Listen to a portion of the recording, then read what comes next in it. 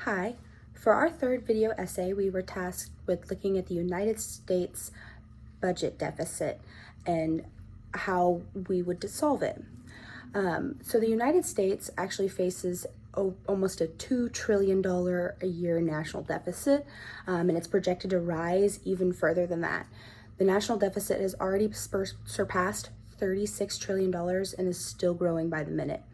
According to the Congressional Budget Office, if we don't make serious policy changes, this deficit will continue to increase, and by 2034, it could reach about 6.9% of our GDP, and that's nearly double average over the last 50 years. This isn't just numbers on a spreadsheet. It's warnings about our future and the stability of our economy and our ability to respond to crisis. The causes of the deficit are both structural and cyclical. Discretionary spending like defense and domestic programs certainly do play a role, but real long-term growth and the deficits come from mandatory spending like government programs like Social Security and Medicare. As the population ages and healthcare costs rise, these programs face mounting financial pressure. The Social Security Trust Fund is projected to be depleted by 2034, and Medicare is in a similar situation. And the rising interest rates only make things worse as they significantly increase the cost of maintaining our existing debt. So what can we do? First, we need to reform spending, especially our entitlement programs. This doesn't mean gutting them or stripping them of what they were meant to do. It just means making more sustainable changes. For example, gradually raising the age of Social Security from 62 to 68 or even older, that's in line with life expectancies, would help lower the amount of people that do receive Social Security, as well as doing means-based testing so that higher income recipients don't receive as much as the lower income that can't afford the costs of their health care. And when it comes to Medicare, we could cut costs by shifting to more value-based policies towards care, which would actually eliminate, overpayments to private insurers that are part of the Medicare Advantage program.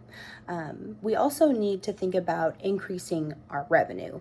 Unfortunately, this means increasing taxes and, letting tax cuts expire for high income earners, then, increasing the capital gains tax, as well as corporate tax rates, and then as well as closing loopholes like the carried interest rate provision and offshore shelters. No single policy will fix the deficit, but a combination of sustainable reforms and targeted revenue increases can make a long-term impact. Of course, any proposal to reduce the deficit would face public and political backlash. Voters are often resistant to tax increases and benefit reductions. But powerful interest groups like the AARP strongly oppose changes to Social Security and Medicare, and they are backed by millions of dollars. As Jonathan Rauch noted in A Government's End, partisan gridlock often stalls meaningful reform, but it's not impossible. Past efforts like the Simpson-Bowles Commission showed bipartisan collaboration can work even when politically difficult. That's why building public support through education and government transparency is so important.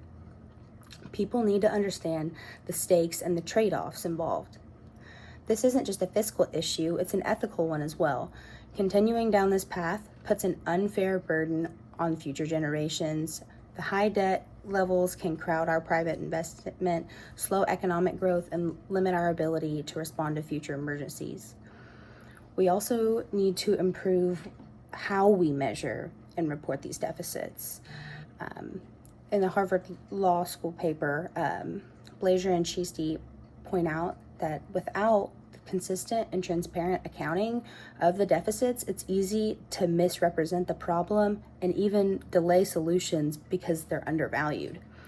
But not all debt is bad, and if used wisely, can fund investment that benefits future generations, but we need to have a disciplined and long-term approach to that debt. Ultimately, addressing the deficit requires more than just band-aids over policies. It requires political activism, public understanding, and a shift in our priorities as a nation. It's not an easy path to get to, but it's not impossible, yet it is necessary. Thank you.